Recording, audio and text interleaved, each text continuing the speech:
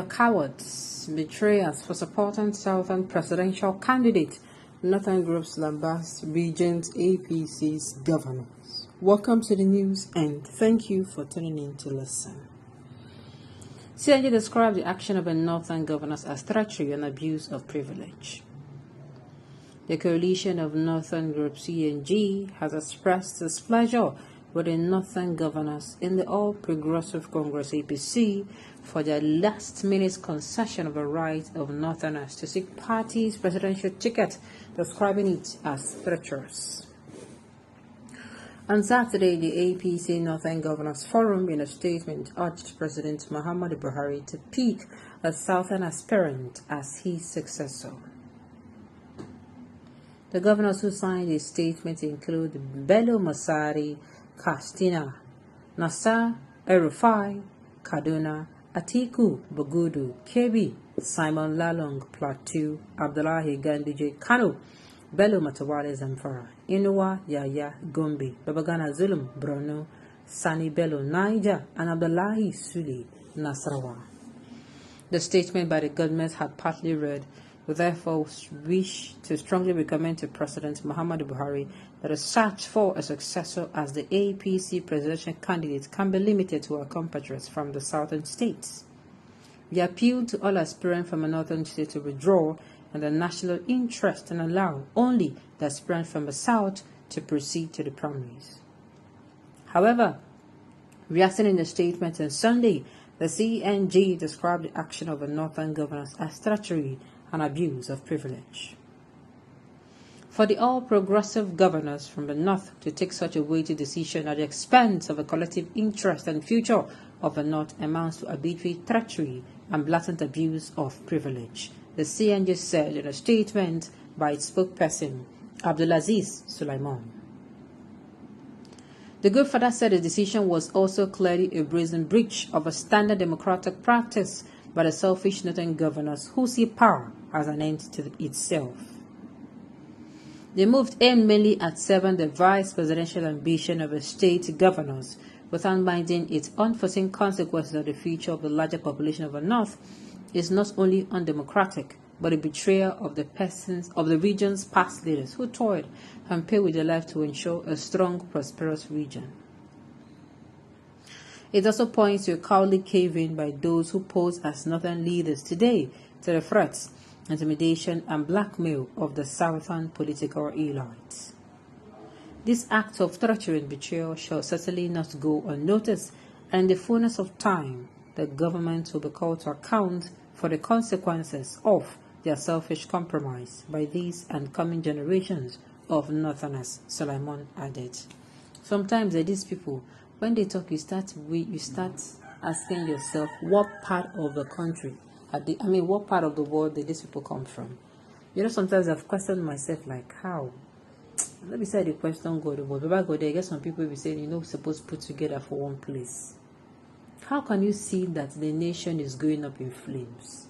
The right thing to do is to allow a southern candidate to take over. Now, they're not even saying that you should. They're not even saying that you should permit, what's it called? That you should, they're not saying that you should, oh my goodness, I've almost forgotten what I wanted to say. They're not saying you should, they're not even considering the flames, the killings going here and there, the clamor. Okay, they're not even saying that, even the southeastern region, that have been saying, we have been marginalized, and also, this is the southerners turn. They're not saying, the south region, the southeastern region should at least be given.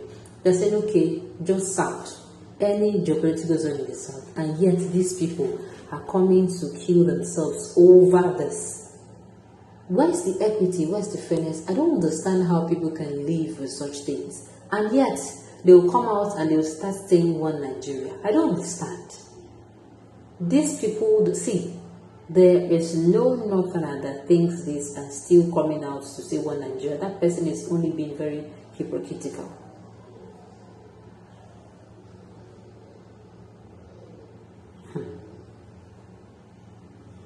You can deceive yourselves, but not me. These people like power and they can do anything to get to power. We have been in power for 8 years now, and insecurity in our land persists. Please, let's allow the South and see if they can help resolve our security challenges. Is it not as simple as ABC? Eh? Now, scam, they know what they're doing. Let's not be deceived by the pretense. They just want to pave way for Atiku. Why didn't PDP give the ticket to a Southerner? The plan of the North is to divide the Southern votes, whereas the whole North will support Atiku. It is politics, and they not understand politics more than the South. If the South really want to win this presidential seat, the Southern candidate should step down for P2B because he's the only one that has the wave and capacity to take power from the North. P2B is loved by all Nigerian youths now, and soon P2B movement will take over the whole Nigeria.